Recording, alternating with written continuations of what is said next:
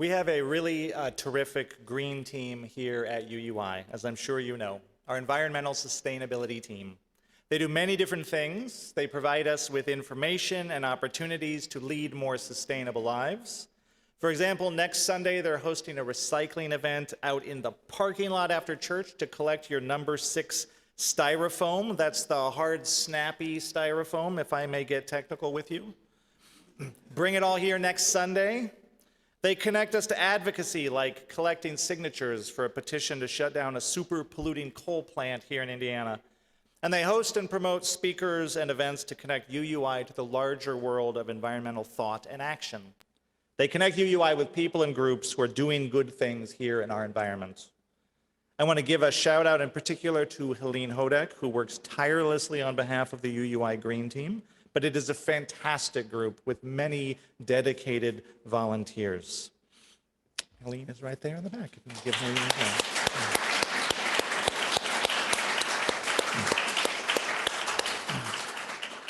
So there were 2 events in September in particular that Helene invited me to be a part of, courtesy of the Green Team. The first was a screening that we held at UUI of an environmental talk by climate scientist Dr. Katharine Hayhoe, who is the author of the book, Saving Us, a climate scientist's case for hope and healing in a divided world. We'll get to Dr. Hayhoe in the book in just a bit. But the second event that Helene invited me to was the first ever all-day Indiana Climate Policy Conference held over on 42nd at the Interchurch Center. And it was put together by a group called Confronting the Climate Crisis. I didn't know anything about the group or the conference, but I was really impressed when I saw the agenda. They were bringing together a terrific group of climate leaders in Indiana, scientists, academics, business innovators, activists, the UAW, civic leaders. It was a fantastic agenda. So I pulled up at the Interchurch Center that Friday morning at the same time as several school buses were arriving, and they discharged a really large crowd of high school students who beat me to the door. And I was really gratified to see so many youth attending a climate conference, and I was vaguely worried that all the donuts would be gone before I got up to the breakfast table. But there were enough donuts for everyone. And again, I was so impressed. So I settled into my seat near the front with my coffee and my donut and my agenda, and it was a really large crowd. They packed the house. There were adults, like in their business garb, up in the front. The guy sitting next to me was one of our Indiana state legislators. There were teenagers in the back row. Like I said, we packed the house. And then I noticed that actually there were also teenagers in the very front row, which I thought was curious. And then it was time for the conference to start, and a very young person went up to the podium and introduced himself and welcomed us to the conference, which is when I realized that the teenagers in the front row were actually running the event because it was their conference. And they had created it and put it together. Because it turns out that Confront the Climate Crisis, the group putting on this event, is a grassroots organization of Indiana high school students, founded in 2020 in West Lafayette, and now including more than 150 high school students across the state, including Lafayette, Evansville, Indianapolis, Terre Haute, Fort Wayne, Gary, Hammond, Carmel, Alexandria, and Kokomo. You can learn about them on their website, and they are high school students organized to do something in Indiana about climate change.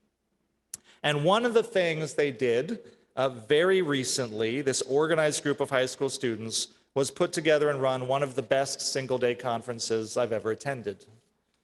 But they've been up to a lot more than that. In 2021, they had extensive meetings with Indiana legislators about the need for our state to take action on climate change and to take climate change seriously, because Indiana is one of the top 10 carbon polluting states in the country, if you didn't know that. We're one of the top 10 carbon polluting states in the country. So working with Republican Senator Ron Alting, they crafted 2 pieces of legislation, one creating a climate task force and one calling for a general resolution that climate change is of serious concern to Hoosiers and that we will take it seriously. That was 2021. So this is a headline that I found from a January 24th, 2022 article in the Indianapolis Star by Sarah Bowman. Indiana students demand action on climate change. Lawmakers respond with hard no. The bills never made it to committee. They weren't even given a hearing. And if you make the mistake of reading the 100+ comments attached to that Indy Star article, like I did, you will encounter what feels like a depressingly large number of grown-up Hoosier adults celebrating the fact that the students were shot down and shut down. And within those comments, you will encounter what feels like a really depressing, like, deluge of invective and abuse, not aimed at the teenagers necessarily, but at, libs and liberalism and environmental wackos and scientists and Al Gore and all things green, heavily laced with climate denialism. Comment after comment. One could find it downright discouraging if one were to take it to heart. But should one take it to heart? Here's something I learned at the Indiana Climate Policy Conference put on by those teenagers, something I didn't know, and it genuinely surprised me. It actually challenged my worldview, and it changed how I think about this issue. They presented the results of a study by IU Bloomington of Hoosier attitudes about climate change, with an emphasis on looking at rural Hoosiers. And they found that 88% of all Hoosiers and 80% of rural Hoosiers are concerned about climate change. 88%, that is most people. That's almost everyone. And that surprised me, I think, because the voice of climate denialism is so loud and so abrasive that it had taken up a disproportionate amount of real estate in my head and in my imagination. And what I have learned is that while it may sometimes feel like climate change has become like one more intractable, irreconcilable issue in our never-ending, perpetually angry culture wars, the reality is we are not so divided after all. In her book, Saving Us, A Climate Scientist's Case for Hope and Healing in a Divided World, Dr. Katharine Hayhoe, climate scientist, reports that only 7% of Americans fall into the category of what researchers call climate dismissives. These are people who actively dismiss the reality of climate change and who are probably impervious to arguments about it. 75% of Americans, most Americans, the great majority of Americans, are concerned about this issue. Their concern lies on a spectrum from really worried to concerned to cautiously concerned, but 75% of Americans are concerned about this issue. That's most people. And those same studies show that 2/3 of people, which again is most people, almost as many people who say they are concerned about climate change, don't talk about it. 2/3 of people don't talk about it. It may be the single most important issue of our lifetime. 75% of us are some kind of worried about it, and we don't talk about it with the other people in our lives or in our communities. And it may be one of the reasons that we don't talk about it precisely is because we think it's such a polarized issue. Maybe we avoid talking about it for the same reason we don't discuss politics in polite company, right? We don't want to create a fight. We don't want to make people uncomfortable. But the reality is most people care about this issue, regardless of their politics. And why wouldn't they? It's our planet. It's all our future. Hayhoe says research shows that people commonly perceive that the other side of an issue disagrees with them more than they actually do. So whatever side you are on an issue, it's a very common thing that people think the other side disagrees more than they actually do. And she says, to care about climate change, you only need to be a person living on Earth who wants a better future. And chances are that's you and everyone you know. And the other reason people may not talk about climate change is because it's such a bummer topic and one that people tend to feel hopeless about. And no one wants to be bummed out and hopeless, and no one wants to be Debbie Downer at the brunch table. But it may be that one of the things that leaves us feeling hopeless is precisely this exaggerated sense of isolation and conflict. If we feel like we're alone in our worries, that there's so much opposition that no one is doing anything about it. But Dr. Hayhoe points out that people are doing things about it.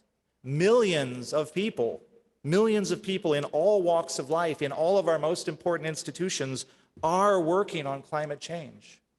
So there are hopeful things to talk about and hope to be shared. There are hopeful actions happening all around. Hayhoe puts it this way. She says, there is no climate silver bullet.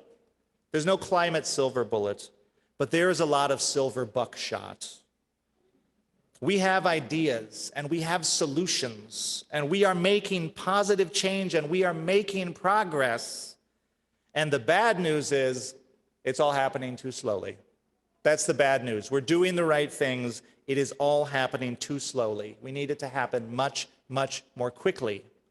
What we need is not ideas, but urgency. And how do you create urgency? You talk about it. You talk about the issue. So the number one thing we can do, says Dr. Hayhoe, that any of us can do and all of us can do is talk about it with our friends, our family, our coworkers, our neighbors. In her book, Saving Us, which everyone should read, she gives a lot of thoughtful advice on what that means and how to do it. And first off, it doesn't mean go have an exhausting argument at the Sunday dinner table with your uncle who thinks climate change is a hoax. Don't bother. The 7% of people who are dismissive of climate change probably can't be argued out of their beliefs. So unless you just like arguing, that's not a good place to put your energy. It's a waste of time. And the good news is that's just 7% of people. So the second thing is don't argue at all, because it's not about arguing. It's mostly about, about listening. Something us as UUIs, something we as UUIs are encouraged to do as UUs. Listen. It's about listening. Third, you don't have to be a climate scientist to talk about climate change. You don't have to have mastery of the facts. The facts are all out there for anyone who wants to find them. And there's a lot of evidence that facts don't really move people to action anyway. So let the scientists worry about the science. The science on this has been settled since 1850. That's 1850. So instead, she says, start from the heart. These are heart conversations. Be genuine. The point of a conversation on climate change is to share your concerns, to share your values, and to help people connect the dots between their concerns and their values. Because chances are they're already concerned about it too. Are you both parents? Everyone wants a safe future for their children. Talk about your concerns for your children and how that inspires you to act. Do you care about the economy? This was something in the climate policy conference that fascinated me. Allison Zadell of the Richmond Environmental Sustainability Commission told us this story about Richmond, Indiana. Apparently, they manufacture a lot of dog food in Richmond, Indiana. I did not know this. It is a major dog food manufacturing hub. And those big dog food companies, it turns out, all have environmental sustainability goals of their own at the corporate level, because businesses also care about climate change. So in Richmond, the climate conversation was framed as, what if we put in place green infrastructure so that when these big corporations come to our little town, they find that we're positioned to help them meet the environmental goals that they already have. So they don't have to work against us, we're working with them. We're making their life easier. They'll be more likely to bring in jobs. We'll keep the jobs we already have. It was a climate conversation, but they were talking about jobs. Do you care about the Indiana habitat? As the climate warms, pests and diseases and invasive species are moving north. Did you know there are now armadillos in southern Indiana? You know what's next? You know what comes after armadillos? Fire ants and malaria. There's a very good reason Indiana farmers are worried about climate change, because disruptive rain patterns are shortening the growing season, right? Do you care about national security? Our military sure does, and they are very worried about climate change. Do you care about our borders? 1 billion people are potentially going to be displaced by climate change. 1 billion people.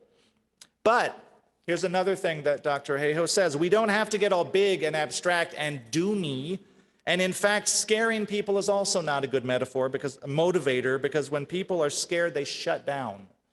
What motivates people are the things that they love. Again, these are heart conversations. So what she says is, talk to people about the things that you love. Are you an outdoorsy person? A lot of people in Indiana are. There's now an organization of skiers and snowboarders called Protect Our Winters. They are skiers and snowboarders organized around climate change because you need snow to ski, it turns out. Are you a bird watcher, a hunter, a fisher, a beekeeper? Who is talking to your peers about the impact of climate change on your shared interests? Could it be you? Could you invite someone in? If you belong to a hiking club, or a bird watching club, or a kayaking club, or a beekeepers club, you could ask, could we bring in a speaker at one of our meetings to talk about climate change? Or could we look for something that's already happening in Indiana that we could support? Can we be part of a solution in some way? Does your workplace have lunch and learns like mine used to? Can you bring in an environmental speaker? Do you belong to a professional group? Are they talking about climate change? If you belong to a book club, you could suggest that everyone read Saving Us by Katharine Hayhoe. Sometimes it's just a matter of being the person in the room that raises an issue. For example, I was recently invited to a community meeting here in the Butler-Tarkington neighborhood about some proposed new development they're going to do on 40th and Boulevard. It's a big community meeting. All the neighbors were there. I was invited as a clergy representative. And at the meeting, I was specifically asked what was important to our congregation, to this church, as members of this community about the development. And I said, well, first and foremost, we want the development to meet the needs of the people in the community. And my church really cares about the earth. So it would be great if the development were also eco-friendly. What if it were even a model development that other developers could look at and learn from? And once I said that, the people in the community got really excited about the possibilities. And now they were asking, could there be a rooftop garden? Could there be solar? Could there be eco-friendly building materials? Could it be zero carbon? Could it be energy efficient? All I did was raise the question. We can look at what are the communities that align with our interests and values. Dr. Hayhoe is a Christian, and her Christianity deeply informs her commitment as a scientist to working on climate change. So she talks to a lot of churches, and when she talks to Christian churches, she talks about two things. She talks about Bible verses that call us to care for the earth, and she talks about the impact of climate change on the poor.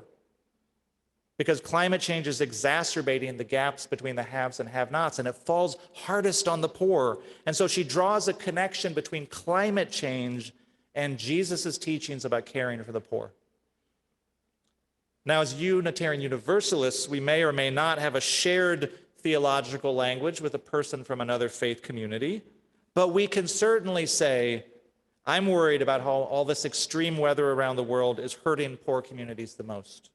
It doesn't seem just, and creating a just world where everyone is cared for is one of the most important values of my religion, Unitarian Universalism.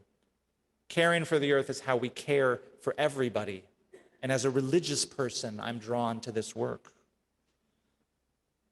So listen to people, Dr. Hayhoe says.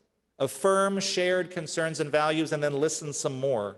Learn how they see the world and empathize, and then listen some more. Remember, she says, you're just opening the door. You're not renovating the house. And if you're able, connect people to a hopeful action, big or small. Connect them to a hopeful story. So as you use, for example, one thing that we could do is commit to replacing snark or argument with shared concern and hope. For example, when there's another weather-related climate disaster, we can post a snarky comment online like, glad climate change isn't real. We can post something argumentative like, it's hard to believe there are still people who deny climate change. But remember, most people don't deny climate change. Most people are concerned about it. So instead of engaging with an imagined opposition, we could engage hopefully with all those people who are sympathetic. We could post instead, if you are as worried about this extreme weather as I am, Here are things we can all do for the future, and then link to helpful actions. Link to information about energy-efficient homes or reducing food waste or eating lower on the food chain. Link to a cause to donate to. Say, I'm proud that my church has taken the Paris Pledge and is almost 100% solar. Here's a place where you can learn how to green your own congregation. Assume that people are mostly on the side of caring about the earth, because they are. Assume that people want to do something about it, because they do. Offer people encouragement, affirmation, information, and an easy place to start. Cultivate hope as a practice.